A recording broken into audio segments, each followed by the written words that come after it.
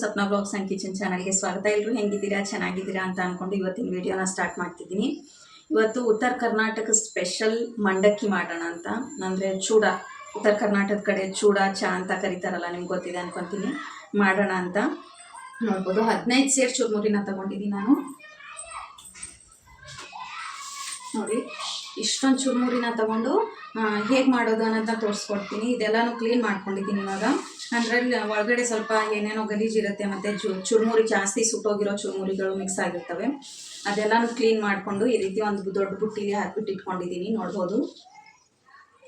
ಇವಾಗ ಚುರುಮುರಿ ಮಾಡೋದು ಹೇಗೆ ಅಂತ ನಾನು ಮಾಡೋ ಸ್ಟೈಲಲ್ಲಿ ಹೇಗೆ ಮಾಡ್ತೀನಿ ಅನ್ನೋದನ್ನ ತೋರಿಸ್ಕೊಡ್ತೀನಿ. ಇಷ್ಟ ಆದರೆ ಒಂದು ಲೈಕ್ ಮಾಡಿ, ಶೇರ್ ಮಾಡಿ, ಕಮೆಂಟ್ ಮಾಡಿ, ಹಾಗೂ ನಮ್ಮ ಚಾನಲ್ನ ಸಬ್ಸ್ಕ್ರೈಬ್ ಮಾಡ್ಕೊಳ್ಳಿ. ನೋಡ್ಬೋದು ಪಟ್ ಅಂತ ಚುರುಮುರಿ ಹೇಗೆ ಮಾಡೋದು ಅಂತ ನೋಡೋಣ ಬನ್ನಿ ಫ್ರೆಂಡ್ಸ್. ಹೇಗೆ ಮಾಡೋದು ಅಂತ ತೋರಿಸ್ಕೊಡ್ತೀನಿ ನಾನು. ನೋಡ್ಬೋದು, ಫಸ್ಟಿಗೆ ಗ್ಯಾಸ್ ಮೇಲೆ ಒಂದು ಪಾತ್ರೆನ ಇಟ್ಕೊಂಡು ಗ್ಯಾಸ್ ಫ್ಲೇಮ್ನ ಆನ್ ಮಾಡ್ಕೊತೀನಿ. ಆನ್ ಮಾಡ್ಕೊಂಡಿದ್ದಾದಮೇಲೆ ಇದಕ್ಕೆ ಒಂದು ಸ್ವಲ್ಪ ಎಣ್ಣೆ ಹಾಕ್ಕೋಬೇಕು. ಅಂದರೆ ಎಲ್ಲ ಫ್ರೈ ಮಾಡೋದಕ್ಕಾಗುವಷ್ಟು ಕಡಲೆ ಬೀಜ ಮತ್ತು ಕರಿಬೇವು ಸೊಪ್ಪು ಎಲ್ಲ ಫ್ರೈ ಮಾಡೋದಕ್ಕಾಗುವಷ್ಟು ಎಣ್ಣೆ ಹಾಕ್ಕೊಂಡು ಎಣ್ಣೆ ಸ್ವಲ್ಪ ಬಿಸಿ ಮಾಡ್ಕೋಬೇಕು. ನೋಡ್ಬೋದು, ಎಣ್ಣೆ ಚೆನ್ನಾಗಿ ಬಿಸಿ ಆದಮೇಲೆ ಕಡಲೆ ಬೀಜ ಹಾಕ್ಕೋತೀನಿ ನಾನು. ಅಂದರೆ ಹುರಿದ್ಬಿಟ್ಟು ಕೂಡ ಹಾಕ್ತಾರೆ ಒಬ್ಬೊಬ್ಬರು. ನಾನು ಈ ರೀತಿ ಎಣ್ಣೆಲಿ ಫ್ರೈ ಮಾಡ್ಕೊಂಡು ಬಿಡ್ತೀನಿ. ಅಂದರೆ ಕಡಲೆ ಬೀಜನ ಡ್ರೈ ರೋಸ್ಟ್ ಮಾಡಿಬಿಟ್ಟು ಹಾಕೋದಕ್ಕಿಂತಲೂ ಈ ರೀತಿ ಎಣ್ಣೆಲಿ ಫ್ರೈ ಮಾಡ್ಕೊಂಡು ಹಾಕಿದ್ರೆ ತುಂಬ ಚೆನ್ನಾಗಾಗುತ್ತೆ. ನಾನು ಮಾಡ್ತಿರೋದು ಬಂದುಬಿಟ್ಟು ಉತ್ತರ ಕರ್ನಾಟಕದ ಸ್ಟೈಲೇ, ತುಂಬ ಚೆನ್ನಾಗಿ ಬರುತ್ತೆ. ಈ ರೀತಿ ಒಮ್ಮೆ ಟ್ರೈ ಮಾಡಿ. ಮತ್ತು ನಿಮಗೆ ಚೂಡಾದಲ್ಲಿ ಅಂದರೆ ಮಂಡಕ್ಕಿಲಿ ಜಾಸ್ತಿ ಕಡಲೆ ಬೀಜ ಇಷ್ಟಪಡ್ತೀರಾ ಅಂದರೆ ಸ್ವಲ್ಪ ಜಾಸ್ತಿ ಕಡಲೆ ಬೀಜ ಕೂಡ ಹಾಕೊಂಡು ಮಾಡ್ಕೋಬೋದು. ಅಂದರೆ ಡ್ರೈ ರೋಸ್ಟ್ ಮಾಡಿ ಹಾಕೋದಕ್ಕಿಂತಲೂ ಈ ರೀತಿ ಮಾಡಿ ಹಾಕಿದ್ರೇ ಚೆನ್ನಾಗಿರುತ್ತೆ ತಿನ್ನೋದಕ್ಕೆ.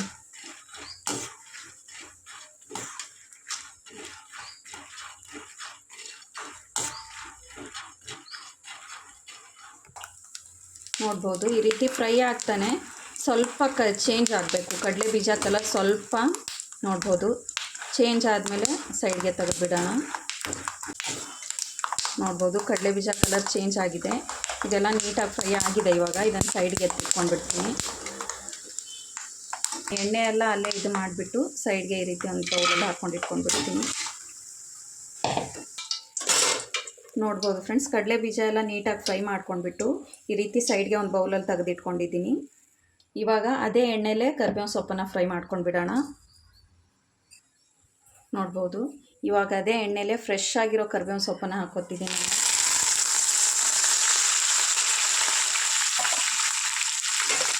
ಕರಿಬೇವು ಸೊಪ್ಪು ಈ ರೀತಿ ಫ್ರೈ ಮಾಡಿಕೊಂಡ್ರೆ ಚುರುಮುರಿಲಿ ಒಂದು ರೀತಿ ಸ್ಪೆಷಲ್ ಫ್ಲೇವರ್ ಅಂತಲೇ ಹೇಳ್ಬೋದು. ಕರಿಬೇವು ಸೊಪ್ಪಿಂದು ತುಂಬಾ ಚೆನ್ನಾಗಿರುತ್ತೆ ಇದರ ಟೇಸ್ಟು.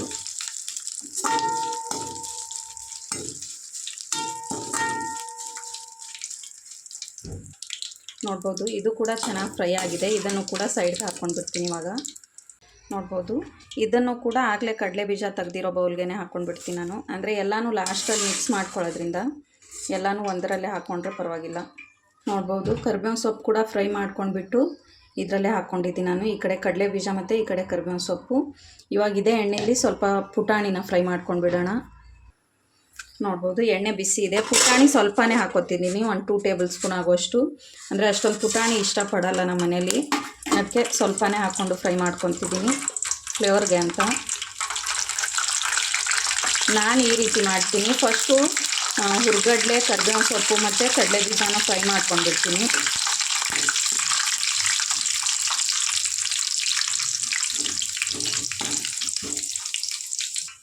ನೋಡ್ಬೋದು ಫ್ರೆಂಡ್ಸ್, ಇದು ಕೂಡ ಫ್ರೈ ಆಗಿದೆ. ಇದನ್ನು ಕೂಡ ಇದ್ರ ಜೊತೆನೇ ಹಾಕ್ಕೊಂಡ್ಬಿಡ್ತೀನಿ ನಾನು, ಕಡಲೆ ಬೀಜ ಜೊತೆನೇ.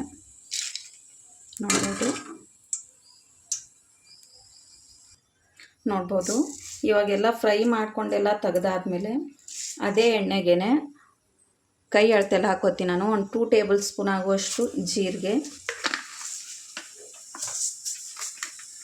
ಮತ್ತು 1 ಟೇಬಲ್ ಸ್ಪೂನ್ ಆಗುವಷ್ಟು ಸಾಸಿವೆ. ಇದ್ರ ಜೊತೆಗೇ ಒಂದು 5-6 ಬೆಳ್ಳುಳ್ಳಿ ಗಡ್ಡೆ ಇರುತ್ತಲ್ವ, 5-6 ಗಡ್ಡೆನ ತಗೊಂಡು ಸ್ವಲ್ಪ ಕೈಯಲ್ಲಿ ಉಜ್ಕೊಂಡು ಮೇಲ್ಗಡೆ ಇರೋ ಸಿಪ್ಪೆ ಎಲ್ಲ ಸ್ವಲ್ಪನೇ ತೆಗೆದು ಜಜ್ಜಿ ತಗೊಂಡಿದ್ದೀನಿ ನಾನು. ಅಂದರೆ ಸ್ವಲ್ಪನೇ ಜಜ್ಕೋಬೇಕು. ಪೂರ್ತಿ ಆಗಿರೋ ಬೆಳ್ಳುಳ್ಳಿ ಕಾಣಿಸ್ಬೇಕು ನಮಗೆ. ಸ್ವಲ್ಪ ಜಜ್ಕೊಂಡ್ರೆ ಪೂರ್ತಿ ಬೆಳ್ಳುಳ್ಳಿ ಕೂಡ ಇರುತ್ತೆ ಮತ್ತು ತಿನ್ನೋದಕ್ಕೆ ಚೆನ್ನಾಗಿರುತ್ತೆ. ಒಂದು 2-3 ಬ್ಯಾಡಗೆ ಮೆಣಸಿನ್ಕಾಯಿನ ತೊಗೊಂಡಿದ್ದೀನಿ, ರೆಡ್ ಚಿಲ್ಲಿ ಬ್ಯಾಡಗೆ ಮೆಣಸಿನ್ಕಾಯಿದು. ಇವಾಗ ಜೀರಿಗೆ ಮತ್ತು ಸಾಸಿವೆ ಸ್ವಲ್ಪ ಫ್ರೈ ಆದಮೇಲೆ ಇದನ್ನು ಹಾಕ್ಕೊಂಡು ಬಿಡಬೇಕು ಡೈರೆಕ್ಟಾಗಿ. ಬೆಳ್ಳುಳ್ಳಿ ಸ್ವಲ್ಪ ಕಲರ್ ಚೇಂಜ್ ಆಗೋವರೆಗೂ ಫ್ರೈ ಮಾಡ್ಕೋಬೇಕು. ನಾಟಿ ಬೆಳ್ಳುಳ್ಳಿ ಇದು ತುಂಬಾ ಟೇಸ್ಟ್ ಚೆನ್ನಾಗಿ ಬರುತ್ತೆ. ಈ ಬೆಳ್ಳುಳ್ಳಿ ಹಾಕ್ಬಿಟ್ಟು ಮಾಡಿದ್ರೆ ನಮ್ಮ ತೋಟದಲ್ಲೇ ಬೆಳೆದಿರೋದು. ಬೆಳ್ಳುಳ್ಳಿ ಕಲರ್ ಸ್ವಲ್ಪ ಚೇಂಜ್ ಆಗಬೇಕು. ನೋಡ್ಬೋದು ಫ್ರೆಂಡ್ಸ್, ಬೆಳ್ಳುಳ್ಳಿ ಕಲರ್ ಸ್ವಲ್ಪ ಚೇಂಜ್ ಆದಮೇಲೆ ನಾವು ಎಷ್ಟು ಚುರುಮುರಿ ತೊಗೊಂಡಿರ್ತೀವಲ್ವ ಅದಕ್ಕೆ ರುಚಿಗೆ ನೋಡಿಬಿಟ್ಟು ಉಪ್ಪು ಹಾಕ್ಕೋಬೇಕು. ಅಂದರೆ ನಾನು 15 ಸೇರು ಚುರುಮುರಿ ತೊಗೊಂಡಿರೋದ್ರಿಂದ ಅದಕ್ಕೆ ರುಚಿಗೆ ತಕ್ಕಷ್ಟು ಉಪ್ಪನ್ನು ಹಾಕ್ಕೊತೀನಿ. ಅಂದರೆ ಜಾಸ್ತಿ ಚುರುಮುರಿ ಇದೆ ನಾನು ತೊಗೊಂಡಿರೋದು ಬಂದುಬಿಟ್ಟು. ಮತ್ತು ಉಪ್ಪು ಹಾಕಿದಾದ್ಮೇಲೆ ಅರಿಶಿನ ಪೌಡ್ರು, ಅರಿಶಿನ ಪುಡಿ ಸ್ವಲ್ಪ ಕಲರ್ಗೆ ಅಂತ ಜಾಸ್ತಿನೇ ಹಾಕ್ಕೋತೀನಿ ನಾನು. ಅರಿಶಿನ ಪುಡಿ ಹಾಕಿದಾದ್ಮೇಲೆ ಅರಿಶಿನ ಪೌಡರ್ ಹಾಕಿದಾದ್ಮೇಲೆ ಸ್ವಲ್ಪ ಮಸಾಲೆ ಖಾರನ ಹಾಕ್ಕೋತೀನಿ. ನೋಡ್ಬೋದು, 1-2 ಟೇಬಲ್ ಸ್ಪೂನ್ ಆಗುವಷ್ಟು ಮಸಾಲೆ ಖಾರನ ಹಾಕ್ಕೊತೀನಿ. ಇವಾಗ ಇದೆಲ್ಲನೂ ಎಣ್ಣೆಲೇ ಚೆನ್ನಾಗಿ ಫ್ರೈ ಮಾಡ್ಕೋಬೇಕು ನಾವು. ನೋಡ್ಬೋದು ಎಷ್ಟು ಚೆನ್ನಾಗಿರೋ ಕಲರ್ ಬಂತು ಅಂತ. ಇದೇ ಮೇನು ಚುರುಮುರಿಗೆ. ಕಡಲೆಬೀಜ ಎಲ್ಲ ಒಬ್ಬೊಬ್ಬರು ಕಡಲೆಬೀಜ ಫ್ರೈ ಮಾಡ್ಕೊಂಡೆ ಮಾಡೋರು ಈ ಟೈಮಲ್ಲೇ ಬೆಳ್ಳುಳ್ಳಿ ಜೊತೆಗೇ ಕಡಲೆಬೀಜ, ಕರಿಬೇವು ಸೊಪ್ಪು ಮತ್ತು ಹುರ್ಗಡ್ಲೆನ ಹಾಕ್ಕೊತಾರೆ. ನಾನು ಫಸ್ಟೇ ಫ್ರೈ ಮಾಡ್ಕೊಂಡು ಇಟ್ಕೊಂಡು ಬಿಡೋದ್ರಿಂದ ಇಷ್ಟೇ ಮಸಾಲೆ ನಾನು ಯೂಸ್ ಮಾಡೋದು. ನೋಡ್ಬೋದು ಫ್ರೆಂಡ್ಸ್, ಖಾರ ಎಲ್ಲ ಎಣ್ಣೆಲಿ ನೀಟಾಗಿ ಫ್ರೈ ಆಗಬೇಕು. ಇದು ಫ್ರೈ ಆಗಿದೆ. ಇವಾಗ ಈ ಟೈಮಲ್ಲಿ ಗ್ಯಾಸ್ ಫ್ಲೇಮ್ನ ಆಫ್ ಮಾಡ್ಕೊಂಡ್ಬಿಡ್ತೀನಿ ನಾನು.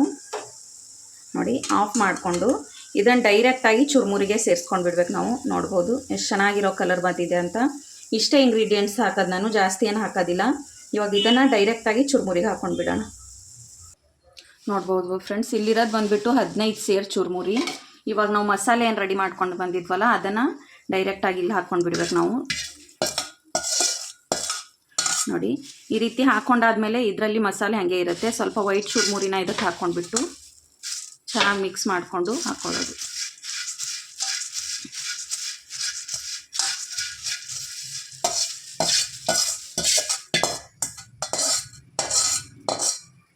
ನೋಡ್ಬೋದು, ಇದು ಹಾಕ್ಕೊಂಡಾದ್ಮೇಲೆ ಕಡಲೆ ಬೀಜ, ಹುರ್ಗಡ್ಲೆ ಮತ್ತು ಕರಿಬೇವು ಸೊಪ್ಪೇನು ಫ್ರೈ ಮಾಡ್ಕೊಂಡಿರ್ತೀವಲ್ವ ಅದನ್ನು ಕೂಡ ಹಾಕ್ಕೊಂಡ್ಬಿಡೋಣ.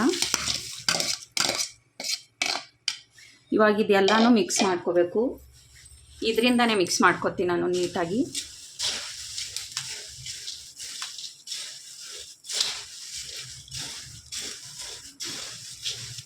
ಸ್ವಲ್ಪ ಬಿಸಿ ತಣ್ಣಗಾದ್ಮೇಲೆ ನೀವು ಬೇಕಾದರೆ ಕೈಯಿಂದ ಕೂಡ ಮಾಡ್ಕೋಬೋದು. ಬಿಸಿ ಇರುವಾಗಲೇ ಮಾಡಿಕೊಂಡ್ರೆ ಬೇಗ ಬೇಗ ಮಿಕ್ಸ್ ಆಗಿಬಿಡುತ್ತೆ ಅಂತ. ನಮ್ಮ ಕಡೆ ಸ್ಪೆಷಲ್ ಇದೇ ಇರೋದ್ರಿಂದ ಸಾಯಂಕಾಲ ಟೈಮ್ ಎಲ್ಲರ ಮನೇಲೂ ಕೂಡ ಡೈಲಿ ಇದ್ದೇ ಇರುತ್ತೆ. ಸಾಯಂಕಾಲ ಒಂದು ಕಪ್ ಟೀ ಮತ್ತು ಈ ರೀತಿ ಚುರುಮುರಿ ಹಾಕ್ಕೊಂಡು ಕೂತ್ಕೊಂಡ್ಬಿಟ್ರೆ ಈ ಮಳೆಯಲ್ಲಂತೂ ತುಂಬಾ ಚೆನ್ನಾಗಿರುತ್ತೆ. ನೋಡ್ಬೋದು ಫ್ರೆಂಡ್ಸ್, ಇವಾಗ ಕೈಯಿಂದಾನೇ ಮಿಕ್ಸ್ ಮಾಡ್ಕೊಳ್ಳೋಣ. ಸ್ವಲ್ಪ ತಣ್ಣಗಾಗಿದೆ ಇದು. ನೋಡಿ, ಈ ರೀತಿ ಮಾಡಿಕೊಂಡ್ರೆ ಎಲ್ಲ ಕಡೆನೂ ಮಿಕ್ಸ್ ಆಗಿಬಿಡುತ್ತೆ. ಇದನ್ನೆಲ್ಲನೂ ಮಿಕ್ಸ್ ಮಾಡ್ಕೊಂಡಿದ್ದಾದಮೇಲೆ ಸ್ವಲ್ಪ ಗ್ಯಾಸ್ ಮೇಲೆ ಇಟ್ಕೊಂಡು ಬಿಸಿ ಮಾಡ್ಕೋಬೇಕು ಚುರುಮುರಿನ. ಅಂದರೆ ಸ್ವಲ್ಪ ಗಟ್ಟಿ ಆಗುತ್ತೆ ಚುರುಮುರಿ.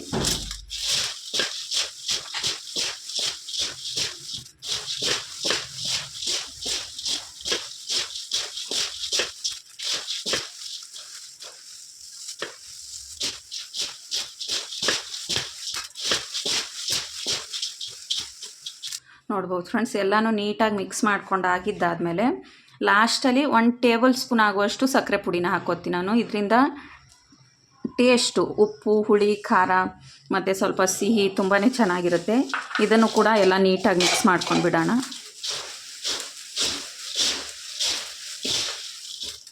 ನೀವು ಸಕ್ಕರೆ ಪುಡಿ ಹಾಕೋದಿಲ್ಲ ಅಂದರೆ ಒಂದೇ ಸಲ ಹಾಕಿಬಿಟ್ಟು ಟ್ರೈ ಮಾಡಿ ನೋಡಿ, ತುಂಬಾ ಚೆನ್ನಾಗಿರುತ್ತೆ ಟೇಸ್ಟು.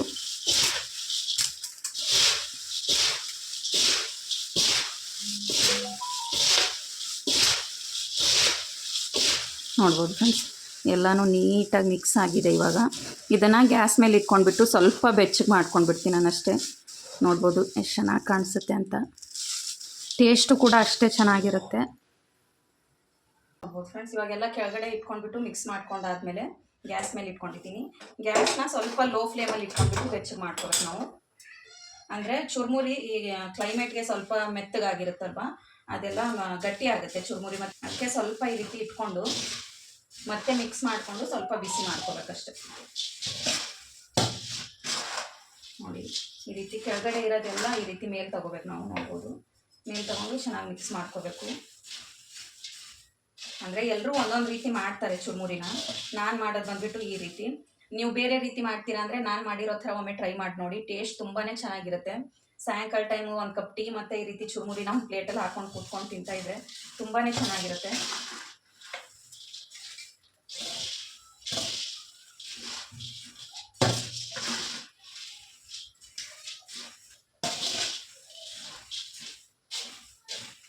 ಅಂದರೆ ಈ ರೀತಿ ಜಾಸ್ತಿ ಚುರುಮುರಿ ಮಾಡ್ಕೊತೀವಿ. ಬೆಚ್ಚಗೆ ಮಾಡೋದು ಏನರಲ್ಲಿ ಬೆಚ್ಚಗೆ ಮಾಡೋದು ಅಂದರೆ ಒಂದು ದೊಡ್ಡ ಬುಟ್ಟಿನೇ ತಗೋಬೇಕು ನಾವು.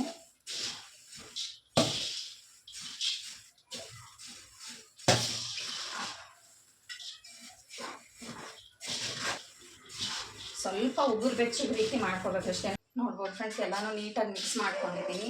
ಈ ರೀತಿ ಮುಟ್ಟು ನೋಡಿದ್ರೆ ಸ್ವಲ್ಪ ಗಟ್ಟಿ ಅಂತ ಅನಿಸುತ್ತೆ ಚುರುಮುರಿ. ಇವಾಗ ಒಂದು ಡಬ್ಬಿಗೆ ಹಾಕಿಟ್ಕೊಂಡ್ಬಿಡೋದು ಅಷ್ಟೇ. ಬಿಸಿ ಇದೆ, ಸ್ವಲ್ಪ ಬುಟ್ಟಿ ಬಿಸಿ ಇದೆ. ಎಂಥದ್ದಾದ್ರೂ ಇಟ್ಕೋಬೇಕು. ಬಟ್ ನೋಡ್ಬೋದು ರೆಡಿಯಾಗಿದೆ ಚುರುಮುರಿ.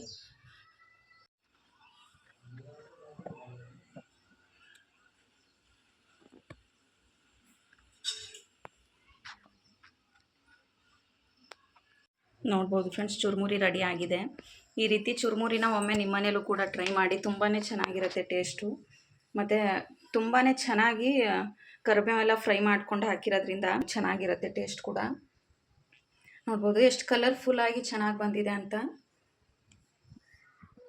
ನೋಡಿದ್ರಲ್ಲ ಫ್ರೆಂಡ್ಸ್, ಈ ಚುರುಮುರಿ ರೆಸಿಪಿ ವಿಡಿಯೋ ನಿಮ್ಗೆ ಇಷ್ಟ ಆಗಿದ್ದರೆ ಒಂದು ಲೈಕ್ ಮಾಡಿ, ಶೇರ್ ಮಾಡಿ, ಕಮೆಂಟ್ ಮಾಡಿ. ಹಾಗೂ ಸಪ್ನಾ ವ್ಲಾಗ್ಸ್ ಆ್ಯಂಡ್ ಕಿಚನ್ ಚಾನಲ್ನ ಸಬ್ಸ್ಕ್ರೈಬ್ ಮಾಡ್ಕೊಳ್ಳಿ. ಯಾರಾದರೂ ಹೊಸದಾಗಿ ನೋಡ್ತಿದ್ರೆ ನಮ್ಮ ಚಾನಲ್ನ ಸಬ್ಸ್ಕ್ರೈಬ್ ಮಾಡ್ಕೊಂಡು ನೋಡಿ.